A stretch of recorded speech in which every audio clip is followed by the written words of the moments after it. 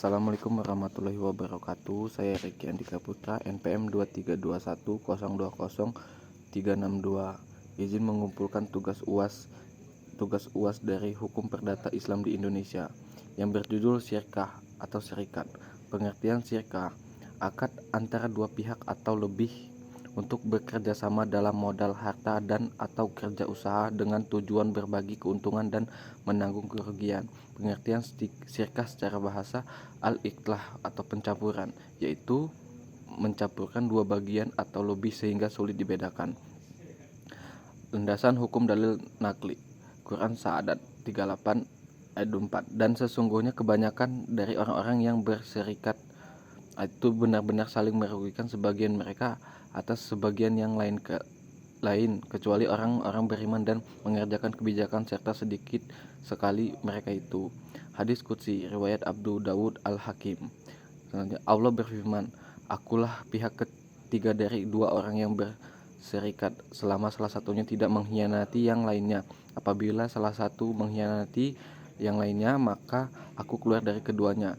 Rukun syarat syirkah: pihak berakad al-aqidan, dua orang atau lebih yang mencakup berinteraksi bakhli berakal tidak di bawah pengampunan. 2. Objek akad al-ma'qud al-alih. Yang A. Modal: rasmul mal harus jelas diketahui jumlahnya. B. Usaha pekerjaan al-amal, keuntungan al-ribu. Yang ketiga C.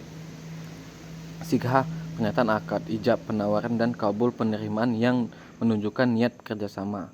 Selanjutnya ada syarat umum syirkah. Yang pertama itu ada modal berupa uang tunai, nuqud atau aset dapat dinilai dengan uang. Yang kedua ada pembagian keuntungan nisbah atau ditentukan di awal dengan persentase yang jelas bukan berdasarkan nilai nominal tertentu. Yang ketiga ada kerugian ditanggung jawab sesuai porsi modal yang disetorkan. Yang keempat ada catatan, jika kerugian disebabkan kelalaian maka pihak yang lalai wajib menanggungnya. Selanjutnya ada jenis-jenis syirkah pembagian mayoritas ulama. Syirkah amlak, kepemilikan bersama atau suatu aset tanpa ada akad kerja sama untuk mencari keuntungan. Yang kedua ada syirkah ukut, kontrak kerjasama, akad untuk bersekutu dalam modal dan atau untuk kerja dengan tujuan mencari keuntungan. Ini yang dibahas lebih lanjut.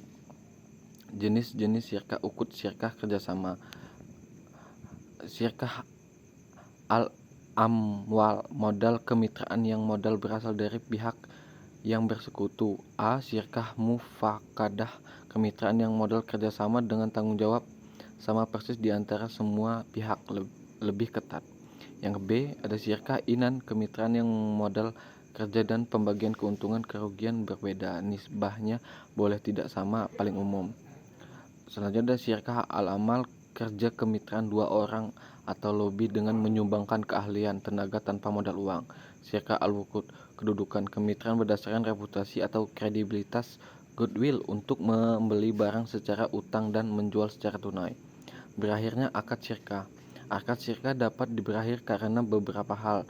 Yang pertama itu ada kesepakatan bersama untuk mengakhiri syirkah. Yang kedua ada tujuan syirkah telah tercapai atau jangka waktu yang disepakati telah habis. Yang ketiga ada salah satu pihak mengundurkan diri dengan memberitahunya yang wajar. Yang keempat ada meninggalnya salah satu pihak, secara otomatis akad syirkah mufakadah dan inan berakhir. Yang kelima itu ada modal syirkah habis atau bangkrut total, pailit. Kesimpulannya, syirkah adalah solusi ekonomi Islam yang mendorong kolaborasi, distribusi kekayaan dan keadilan dalam menanggung resiko. Keberhasilan syirkah sangat bergantung pada kejujuran, sidik, dan amanah dari para pihak yang bersekutu. Sekian yang bisa saya sampaikan.